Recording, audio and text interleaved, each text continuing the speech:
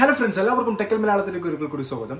Mobile ഉപയോഗിക്കുന്നവർക്കൊക്കെ ഇന്റർനെറ്റിന്റെ speed വളരെ important ആയിട്ടുള്ള ഒരു കാര്യമാണ്. അതുകൊണ്ട് തന്നെ ഒരുപാട് പേര് നമ്മളോട് ചോദിക്കുന്നുണ്ട് മൊബൈൽ ഇന്റർനെറ്റിന്റെ സ്പീഡ് എങ്ങനെയാണ് ഇൻക്രീസ് ചെയ്യുക, അല്ലെങ്കിൽ ഇത് കുറയാനുള്ള കാരണങ്ങൾ എന്തൊക്കെയാണ്. ഒരുപാട് പേര് നമ്മളോട് ഡൗട്ട് ചോദിക്കുന്നുണ്ട്. അതുകൊണ്ട് തന്നെ ഇങ്ങനെ മൊബൈൽ ഇന്റർനെറ്റ് സ്പീഡ് കുറയാനായിട്ടുള്ള കാരണങ്ങളും അതിന്റെ പരിഹാര മാർഗ്ഗങ്ങളാണ് ഇന്നത്തെ വീഡിയോയുടെ ഞാൻ ഷെയർ ചെയ്യാനായിട്ട് പോകുന്നത്. അപ്പോൾ എപ്പോഴും പറയുന്നത് തന്നെ ഈ ഒരു വീഡിയോ കാണുന്നതിനോടൊപ്പം തന്നെ ഇപ്പോൾ തന്നെ നിങ്ങൾ ലൈക്ക് ചെയ്ത് കാണാനായിട്ട് ശ്രമിക്കുക, എങ്കിൽ മാത്രമേ കൂടുതൽ ഈ ഒരു വീഡിയോ സജഷനിലോട്ട് പോവുകയുള്ളൂ.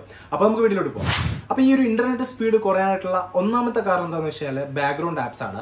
നമുക്കെല്ലാവർക്കും അറിയാം നമ്മുടെ ഫോണിൽ പല ആപ്സുകളുണ്ട്. അപ്പോൾ ഈ ആപ്സ് ഒക്കെ നമ്മളിപ്പോൾ ഓപ്പൺ ചെയ്തിട്ട് ക്ലോസ് ചെയ്താലും പലപ്പോഴും ഇത് ബാക്ക്ഗ്രൗണ്ടിൽ റൺ ചെയ്യുന്നതായിരിക്കും. ഈ ബാക്ക്ഗ്രൗണ്ടിൽ റൺ ചെയ്യുന്ന ആപ്ലിക്കേഷൻസ് നമ്മൾ ഇന്റർനെറ്റ് ഓൺ ആക്കുന്ന സമയത്ത് ഈ ഡാറ്റാസ് വലിച്ചെടുക്കുകയും അതുപോലെ തന്നെ സ്പീഡ് അത് കുറയുകയും ചെയ്യുന്നുണ്ട്. അപ്പോൾ നമ്മൾ ഇപ്പോൾ വാട്സപ്പ് മാത്രമായിരിക്കും നമ്മൾ യൂസ് ചെയ്യുന്നത്, പക്ഷെ ബാക്ക്ഗ്രൗണ്ടിൽ പല ആപ്ലിക്കേഷൻസും ഓപ്പൺ ആയി കിടക്കുന്നുണ്ടാവും. അപ്പോൾ നിങ്ങൾ ശ്രദ്ധിക്കേണ്ട കാര്യം, നിങ്ങളുടെ സെറ്റിംഗ്സിൽ പോവുക, അതിനകത്ത് ആപ്സ് എന്ന് പറയുന്ന ഒരു ഓപ്ഷൻ ഉണ്ടാവും.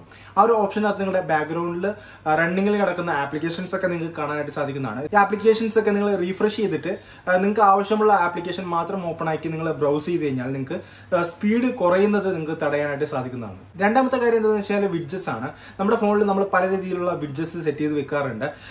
ആവശ്യമില്ലാത്തതും ആവശ്യമുള്ളതുമായിട്ടുള്ള ഒരുപാട് വിഡ്ജറ്റ്സ് നമ്മൾ സെറ്റ് ചെയ്ത് വെക്കാറുണ്ട്. അപ്പോൾ ഇതുപോലുള്ള വിഡ്ജറ്റ്സ് നിങ്ങൾ സെറ്റ് ചെയ്യുന്ന സമയത്ത് നിങ്ങൾക്ക് ആവശ്യമില്ലാത്തതൊക്കെ നിങ്ങൾ ക്ലിയർ ചെയ്ത് കളയുക. കാരണം ഇത് നിങ്ങളുടെ ഡാറ്റ വലിച്ചെടുക്കുന്നുണ്ട്. നിങ്ങളുടെ ബാക്ക്ഗ്രൗണ്ടിൽ തന്നെ ഈ ഒരു ഇന്റർനെറ്റ് ഓൺ ആക്കുന്ന സമയത്ത് ബാക്ക്ഗ്രൗണ്ടിൽ പല വിഡ്ജറ്റ്സും ഈ ഒരു ഡാറ്റ വലിച്ചെടുക്കുന്നുണ്ട്. അപ്പോൾ ആവശ്യമില്ലാത്ത വിഡ്ജറ്റ്സ് ഒക്കെ നിങ്ങൾ റിമൂവ് ചെയ്തിട്ട് മാക്സിമം നിങ്ങൾ ഒരു ഹോം സ്ക്രീന് ക്ലീൻ ആയിട്ട് തന്നെ വെക്കാനായിട്ട് ശ്രമിക്കുക.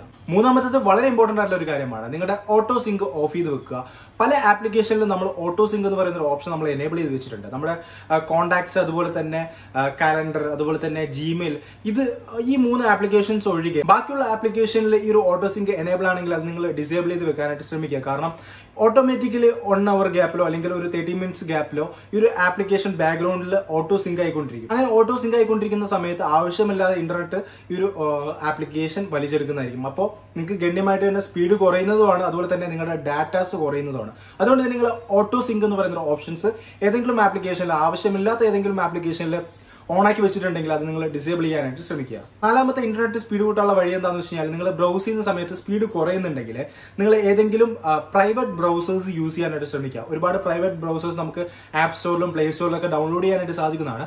ഇത് ഡൗൺലോഡ് ചെയ്ത് യൂസ് ചെയ്ത് കഴിഞ്ഞാൽ നമുക്ക് ആഡ്സ് വരുന്നത് തടയാനായിട്ട് സാധിക്കുന്നതാണ്. നമ്മൾ സാധാരണ യൂസ് ചെയ്യുന്ന, നോർമലായിട്ട് യൂസ് ചെയ്യുന്ന ബ്രൗസേഴ്സിലൊക്കെ ആഡ്സ് വരുന്നതായിരിക്കും. ആഡ്സ് വരുന്നതിനനുസരിച്ച് നമ്മുടെ ഡാറ്റാസ് അധികമായിട്ട് പോകുന്നതായിരിക്കും. അപ്പോൾ പ്രൈവറ്റ് ബ്രൗസേഴ്സ് യൂസ് ചെയ്ത് കഴിഞ്ഞാൽ നമുക്ക് ആഡ്സ് ഒഴിവാക്കിയും അതുപോലെ തന്നെ നമ്മുടെ ഡാറ്റാസ് നമുക്ക് സേവ് ചെയ്യാനായിട്ടും സാധിക്കുന്നതാണ്. അഞ്ചാമത്തത് വളരെ ഇമ്പോർട്ടന്റും അതുപോലെ തന്നെ വളരെ പവർഫുള്ളും ആയിട്ടുള്ള ഒരു മെത്തേഡാണ്. നമുക്ക് എല്ലാവർക്കും അറിയാം, ഫ്ലൈറ്റ് മോഡ് ഓൺ ആക്കിയിട്ട് ഓഫ് ആക്കുക.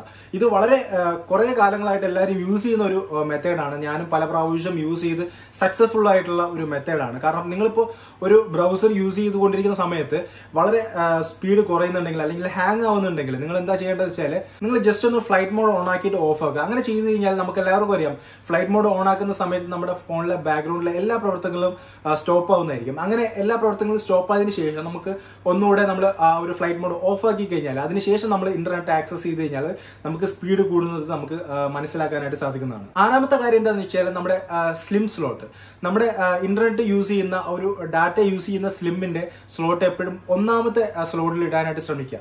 പലർക്കും ഡുവൽ സിമ്മുള്ള മൊബൈൽ ഫോണുകൾ ഉണ്ടാവും. അപ്പോൾ രണ്ടാമത്തെ സ്ലിം സ്ലോട്ടിൽ സിം ഇട്ടിട്ട് നിങ്ങൾ ഇന്റർനെറ്റ് യൂസ് ചെയ്ത് കഴിഞ്ഞാൽ നിങ്ങളുടെ ഇന്റർനെറ്റിന്റെ സ്പീഡ് കുറയുന്നതായിരിക്കും. അതുകൊണ്ട് തന്നെ നിങ്ങൾ ഇപ്പോൾ ഇന്റർനെറ്റ് യൂസ് ചെയ്യുന്ന സിം സെക്കൻഡ് സ്ലോട്ടിലാണെങ്കിൽ അത് ഫസ്റ്റ് സ്ലോട്ട് മാറ്റി യൂസ് ചെയ്യാനായിട്ട് ശ്രമിക്കുക. ഏഴാമത്തെ ടിപ്പ് എന്താ വെച്ചാൽ, നിങ്ങൾ ഓപ്പൺ സിഗ്നൽ എന്ന് പറയുന്ന ഒരു ആപ്പ് ഡൗൺലോഡ് ചെയ്യുക. പ്ലേ സ്റ്റോറിലും ഉണ്ട്, അതുപോലെ തന്നെ ആപ്പ് സ്റ്റോറിലും അവൈലബിൾ ആണ്.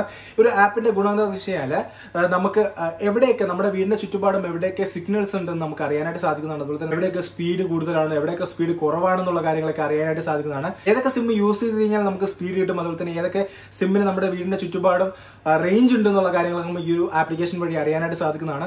ഇപ്പോൾ ഉദാഹരണത്തിന് നിങ്ങൾക്ക് BSNL ആണ് യൂസ് ചെയ്യുന്നതെങ്കിൽ ഈ ഒരു ആപ്ലിക്കേഷൻ വഴി നോക്കുമ്പോൾ സമയത്ത് നമുക്ക് BSNL റേഞ്ചിലാണെന്നുണ്ടെങ്കിൽ നിങ്ങൾ സ്വാഭാവികമായിട്ടും ആ ഒരു കണക്ഷൻ മാറ്റി നമുക്ക് വേറൊരു കണക്ഷനിലോട്ട് നമുക്ക് ചേഞ്ച് ചെയ്യാവുന്നതാണ്. അപ്പോൾ ഇത്രയും ഇമ്പോർട്ടന്റ് ആയിട്ടുള്ള കാര്യങ്ങളൊക്കെ നിങ്ങൾ സൂക്ഷിച്ച് കഴിഞ്ഞാൽ നിങ്ങളുടെ ഫോണിൽ ഒരു പരിധി വരെ സ്പീഡ് കൂട്ടാനും അതുപോലെ തന്നെ നിങ്ങളുടെ സ്പീഡ് കുറയുന്നത് തടയാനായിട്ട് സാധിക്കുന്നതാണ്. എല്ലാവർക്കും ഈ ഒരു വീഡിയോ ഇഷ്ടമായെന്ന് വിശ്വസിക്കുന്നു. വീഡിയോ ഇഷ്ടമായെങ്കിൽ വീഡിയോ ലൈക്ക് ചെയ്യുക, നിങ്ങളുടെ സുഹൃത്തിലേക്ക് പരമാവധി ഷെയർ ചെയ്യുക.